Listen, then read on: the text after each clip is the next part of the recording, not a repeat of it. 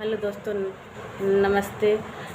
आपका हमारे चैनल पे स्वागत है रूपा मिथुन ब्लॉग में। आपके लिए हम बात लेके आए हैं, अच्छा लगेगा जरूर बताना। अरे गौरा कहेली सुनाए शिव शंकर, अरे सुना शिव शंकर, अरे सेनुरा लिया ना चाटा करा रे लाला नवाया, रे सेनुरा लिया ना चाटा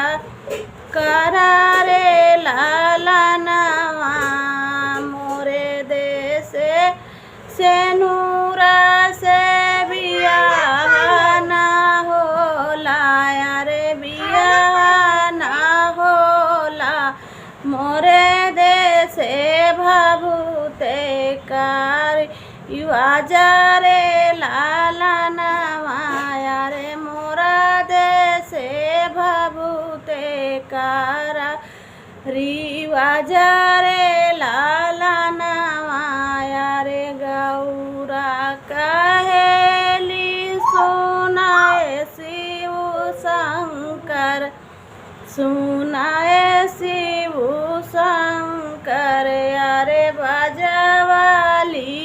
ना जाना करा रे लाला नवाया, रे बाजावालिया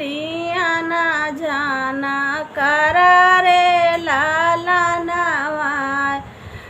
हाँ मोरे देशे बाजावा का ना, मोरे देशे बाजावा ना मिली है, अरे मोरा देशे डमारू से होला बियाह रे लाला नवाया, रे मोरा देशे डमारू से होला बियाह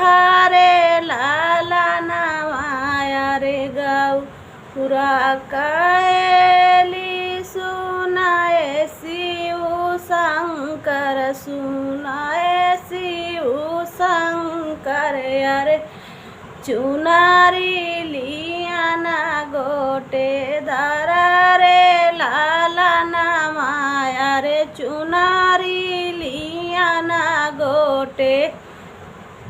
दारा रे लाला नवाया, रे मोरा देशे चुनारी से ब्याह ना होला, मोरा देशे बग से बियाह रे लाला नवाया, रे मोरा देशे धगा पाता बियाह रे लाला नवाया, रे गौरा कहेली सुनाए शिव शंकर, अरे सुना शिव शंकर, अरे गाड़िया लिया ना मोटर करा रे लाला नवाया, रे मोरा देशे गाड़िया का, मोरा देशे गाड़िया ना मिली रे लाला नवाया, रे मोरा देशे डोला कर आवाजा रे लाला नवाया, रे मोरा देशे डोला कर आवाजा रे लाला नवा, अरे गौरा कहेली सुनाए शिव शंकर, सुनाए शिव शंकर, अरे